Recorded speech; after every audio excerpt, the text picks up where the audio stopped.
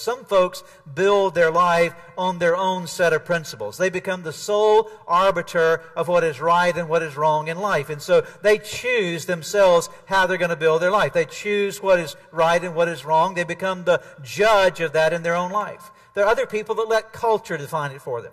So if they want to know what's right and wrong, they look at what other people are doing, and, well, if such and such a group is doing it, then it must be okay. If all the media is presenting it as being all right, it must be all right. If all the celebrities are doing it, then it must be okay for me to do it. If all the politicians are saying it's right, then it must be okay. And so we begin to take in what the culture around us tells us is right, and we build our life on the basis of culture.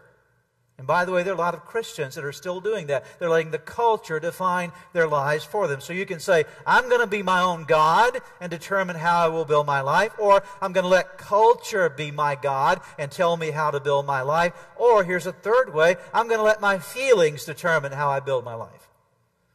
So whatever I'm feeling like any particular day, that will set the course of my life. Now, by the way, that's one of the worst ways to build your life, because it brings all of the worst to your life. Because your life is built on what you feel moment by moment, and you're going to be all over the map in terms of the kind of decisions that you will make. But there are people that are building their lives, either they are their own God, or culture is their God, or their emotions are their God, or some combination of all three of those things represent the God in their life that they are listening to and allowing that to be the principles upon which they build. Now, the good news is there's a better option. And the better option is this. You can choose your Creator to be the source of principles for your life. Because everybody's choosing something.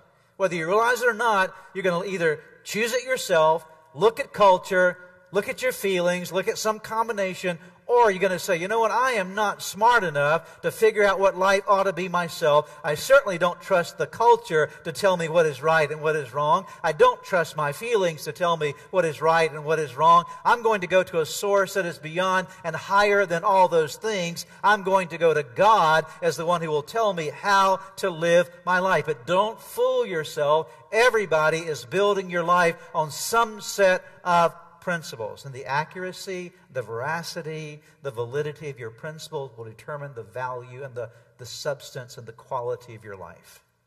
If you're building on faulty principles, you'll have a foolish life.